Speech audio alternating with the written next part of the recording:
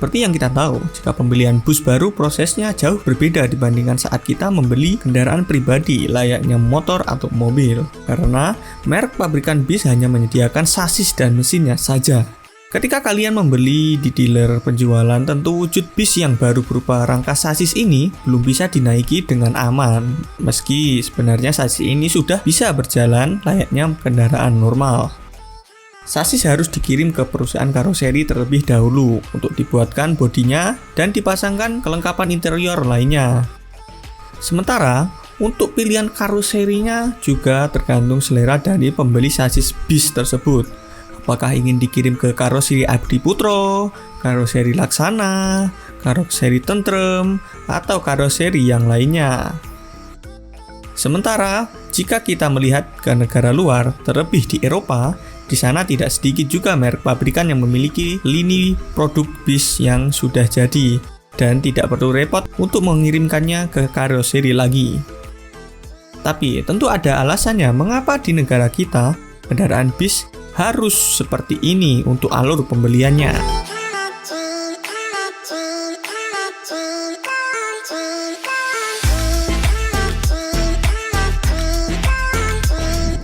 Jika melihat di benua Eropa, di sana rata-rata merek pabrikan besar memiliki lini produk bis mereka sendiri dengan beragam tipe dan model, serta pastinya dijual secara umum. Merek-merek besar tersebut seperti halnya Mercedes-Benz yang memiliki lini produk bis Trafego dan Turismo. Lalu ada Volvo dengan produk bis 9700 dan 9900-nya. Serta Scania dengan produk yang bernama Interlink dan masih banyak lagi.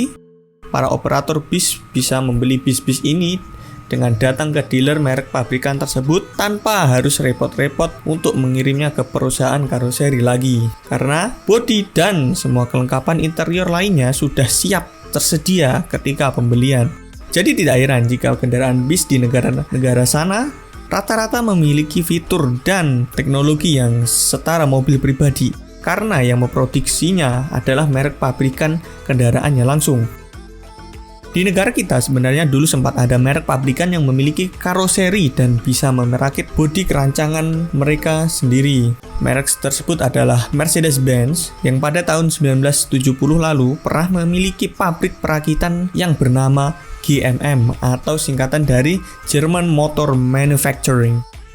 GMM ini mulanya hanya merakit produk truk dan beberapa varian mobil Mercedes-Benz. Dan baru di tanggal 1977, sejak pemerintah Jerman mulai memasok bis ke Indonesia sebagai bantuan antar negara, PT GMM mulai merakit bis secara utuh yang komponennya diimpor secara terpisah.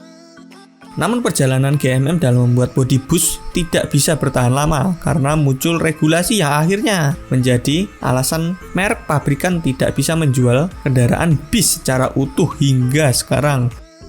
Regulasi tersebut menyangkut strategi usaha dan aturan pemerintah mengenai monopoli usaha dan biasa disebut juga dengan istilah usaha dari hulu ke hilir.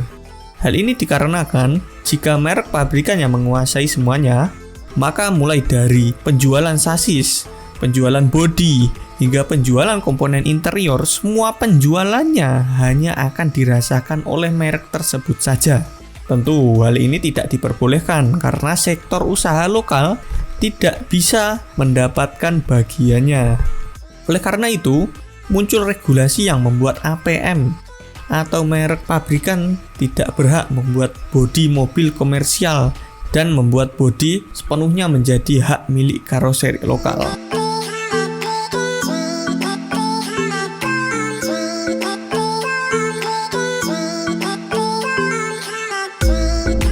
Bisa kita bayangkan, jika merek bis besar ini diperbolehkan membangun bodi bis atau mengimpor bis secara utuh, lalu dijual di negara kita, operator bis yang membeli produk mereka jadi tidak membutuhkan jasa dari karoseri lokal lagi. Dampaknya tidak hanya pada karoseri lokal saja, tapi juga akan berimbas pada produsen pemasok komponen bis lainnya, seperti hanya produsen besi baja, produsen kaca, hingga produsen kursi penumpangnya. Juga oleh karena itu, diberikan regulasi yang melarang memonopoli usaha dan dagang agar setiap sektor usaha lokal tetap mendapatkan bagiannya. Sedangkan jika seperti sekarang, di mana pembelian bus baru hanya dari sasinya saja, maka setiap sektor bisa mendapatkan pendapatan mulai dari APM yang menjual sasis, lalu jasa pengiriman sasis juga mendapatkan bagian ketika sasis tersebut dikirim ke karoseri, serta setiap karoseri lokal bisa mendapatkan pesanan pembuatan bodi. Lalu produsen besi baja, produsen kaca, produsen bangku, dan masih banyak lagi. Apalagi sekarang kualitas bodi buatan dari karoseri lokal sudah setara dengan buatan asli dari merek pabrikannya, baik itu dari segi kualitas bahan materialnya hingga dari segi desain tampilannya juga.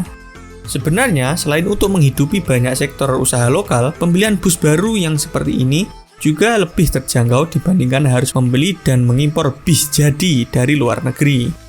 Meski ada juga beberapa operator yang dulu sempat membeli bus dengan cara ini, seperti bis Irizer milik PO Nusantara.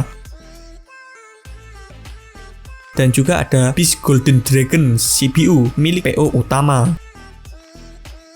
Jadi, bagaimana menurut kalian mengenai regulasi pembelian bis baru di negara kita ini? Coba tulis pendapat kalian di kolom komentar ya. Sekian video dari kami, terima kasih telah menonton, dan adios.